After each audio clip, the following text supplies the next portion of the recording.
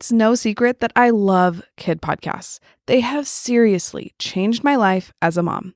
So when I found out that there are apps dedicated to kid podcasts, I knew I needed to find out more.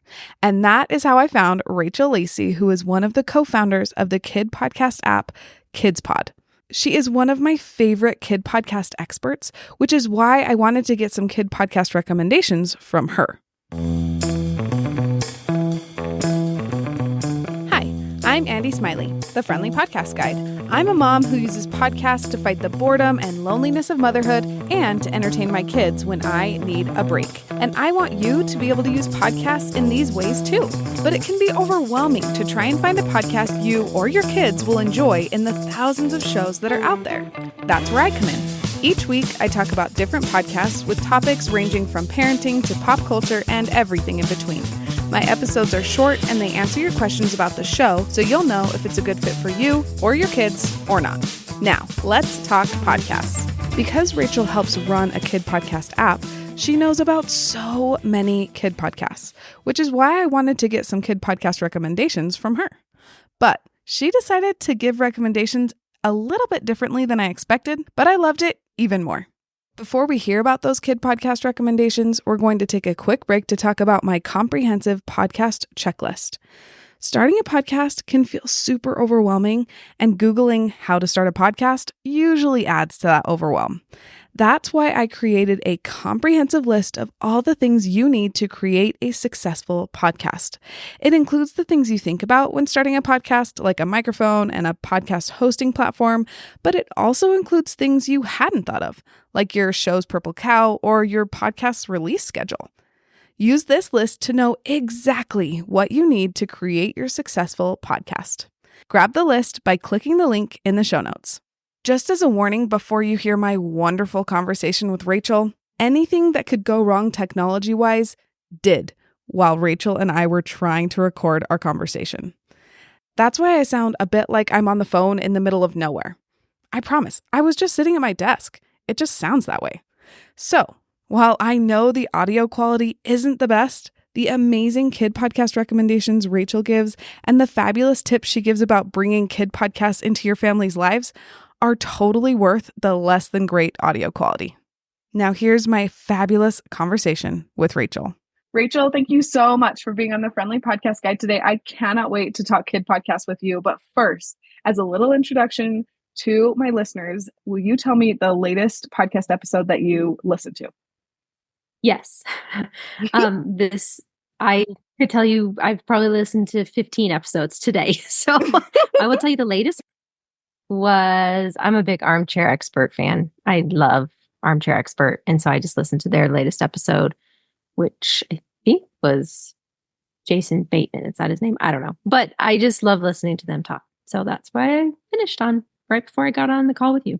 I absolutely love that. Truly, I love a good conversational podcast, especially as a mom that stays home with littles. Like, I just need to hear adult conversation, even if I can't be a part of it all the time. So I get that.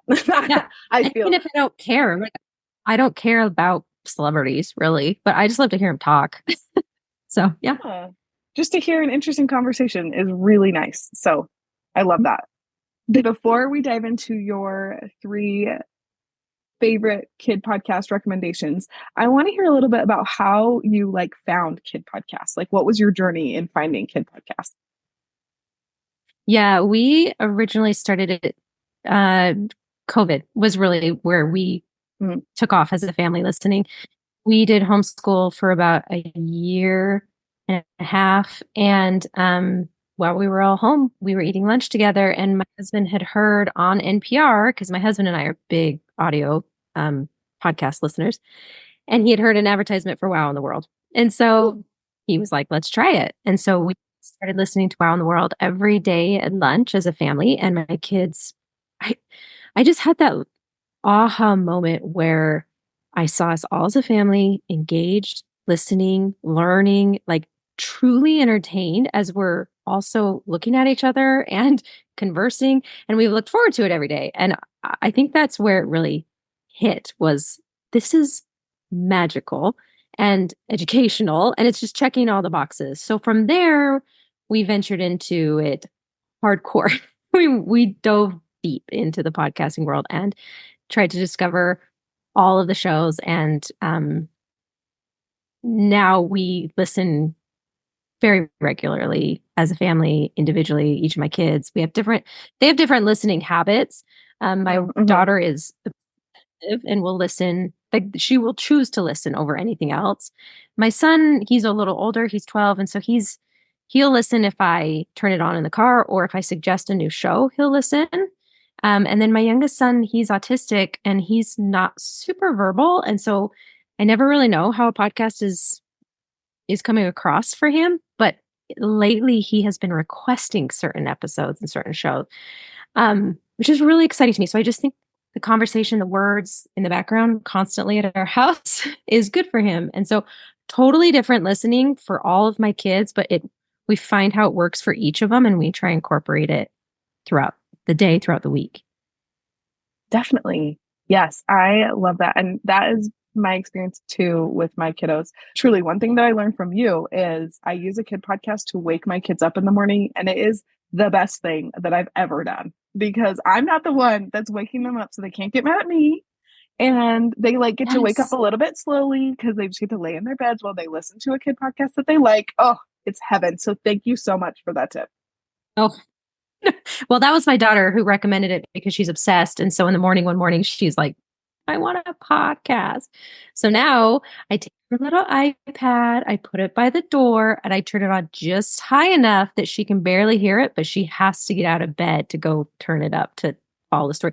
But it's fascinating because even the other day, I turned it on and both my kids just shot up because they just are so obsessed with stories. I completely agree. I absolutely love that. Yeah. Kid podcasts, I just keep finding uses for them. They're just the bomb. I love them so much. It's the ultimate parent hack. I mean, I will shout it from the rooftops. Me too. Yeah. I feel like it's been so much fun introducing other moms and parents in general to kid podcasts and just seeing how helpful they are to other parents, right? It's not just me. I'm not an anomaly, I promise. It will help you too. So I love that. And I'm so glad to have another person that can talk kid podcasts with me. Totally.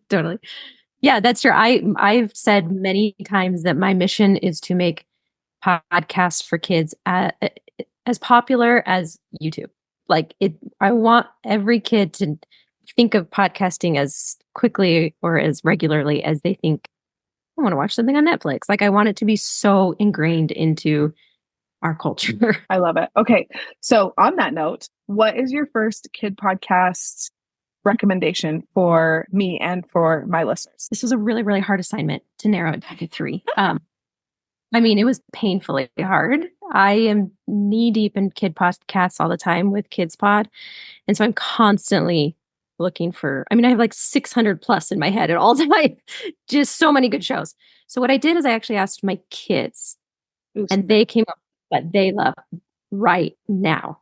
It changes, but these are their favorites right now. So number 1 is called Nonsensical Show.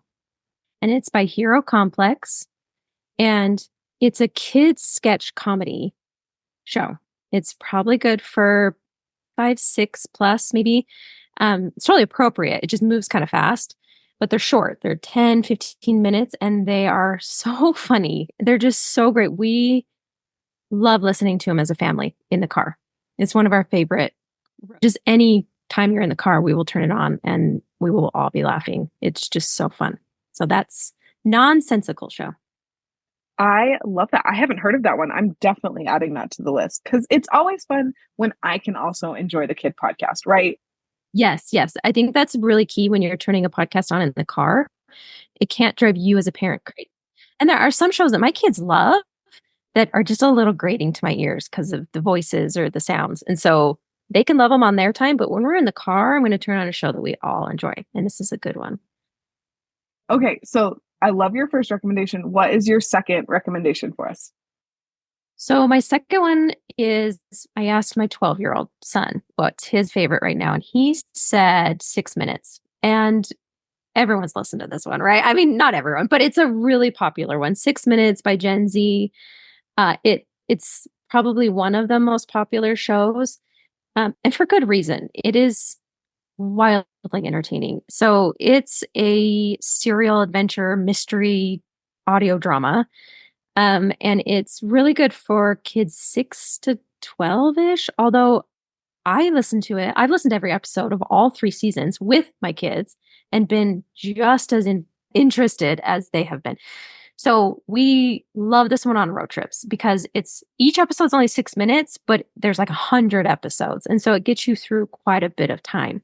And it just like pulls you in. You just have to listen to the next one, and the next one, and the next one. It's so, so good. It's so good. Highly recommend if you haven't already. Truly, you say that most people have heard of 6 minutes, and I've only vaguely heard of 6 minutes. So I'm very excited to jump into that one. Yeah, I love these interviews when I just get recommendations from other people, because there's usually at least one podcast that I haven't heard of yet that I have to add to my list. So you've already given me 2. So like this has been a success, and we're not even done yet. So what is your third recommendation from your third child? Okay, so the third one you probably have heard of and you've probably listened to, but it's for my youngest son, who I mentioned is autistic. And this is the only podcast he's ever recommended, and it's Melon's House Party. My middle daughter, who's 8, listened to the entire 2 seasons a lot. And so he heard it a lot in the background. And then the last couple months, he's been requesting Puppy Dog Song. And I just think it's so cute. And so it's a really cute podcast by Wondery. It's for young, 3+ probably. And it's another serial audio drama. But the thing I love about it is there's lots of music. And I think that's why my son likes it, because there's a lot of really well done music, and it's bright and it's cheery and it's exciting. And I love that it's giving him language and sounds. And I just think it's so good for him, even though he's not able to verbally tell me like what he's learning or why he likes it. He's drawn to it. And so we turn it on a lot. And I just think that's impactful. So that's the third one. That's what he would say. So that's our third one. I absolutely love that. And I love that we're getting to the point where kid podcasts, there's just as much variety as a podcast for adults. Like I just love it so much. Yeah. Yeah. I will say the other thing I say all the time is there's a podcast for everyone. Every kid, there is a podcast, whatever your interest, age, preference, there is a show for you. I promise. And that's why I have a lot of friends who are like, oh, we tried podcasts. My kids didn't like it. I'm like, well, they didn't like that one. Try a different one, because they will find one they like. I promise. So just keep trying. Yeah. Well, and even come back to a show. Give it 6 months and come back to it, because my daughter right now she really likes Miles the Brave from Mr. Jim, his podcasting network, I guess. I don't know if that's what he calls it, but and when Miles the Brave first came out a year ago-ish, she had zero interest. But in the past like couple of weeks even, she is obsessed. Like she doesn't want to watch a show. She just wants to go listen to Miles the Brave and like doodle in her notebook. So, circle around, come back. If there's a podcast that you think is interesting, that's a kid podcast, and you're like, oh, I would totally listen to this in the car, and your kids won't, give it a minute, come back to it. They'll probably like it at that point. Yeah, for sure. And I always think my kids are more receptive when I just kind of turn it on. I don't make them, I don't know, like they're not going to be as receptive if you're like, turn off the TV, come listen to a podcast. But I will often just turn one on in the car, or while we're having snacks, or while they're coloring, I'll just turn it on just to have a story playing, and they just can't help but get sucked in. Like there are very few, I actually don't think there's ever been a time where my kids are like, this is stupid, turn it off. It's like they just can't help but get sucked into a story. So totally. Yeah. The context of when you do it matters, and just their interest level matters. There's so many things that like don't stop just because one time they didn't like it. There's just too many benefits. Agree. Yeah. Well, and what I've noticed is when I need a break, like it's been a day and my patience is like gone, I will get I'll get an easy activity like coloring pages or a sensory bin out. And when I turn a kid podcast on with that other activity, both like it stretches the amount of time that they will do that. Like it will go from like a 10-minute coloring activity to like 30 minutes of them listening, but also coloring and so I get more time out of it and they get more imaginative play. So it's great. Yes. Yes. I am all for the multisensory play. And if you can feed their ears while their hands are moving, that's best case scenario. Yes, Seriously. they will play for much longer independently. I know. And it feels like magic, quite honestly. But I'm sure that there's science behind it. I don't know the science, but I just know that it works.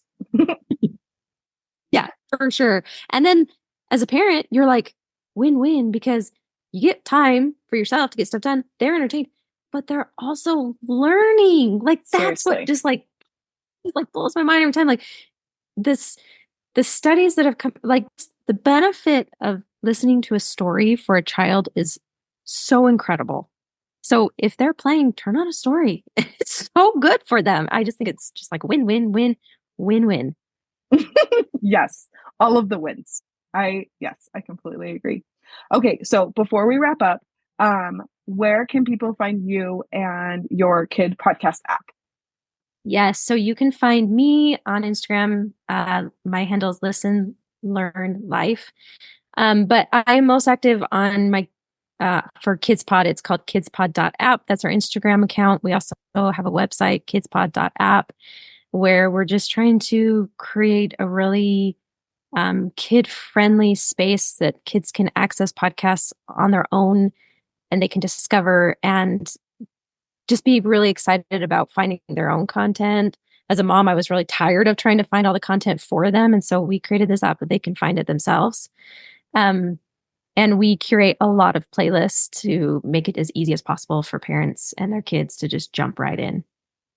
Definitely. And I love your playlist. It makes it so much more fun.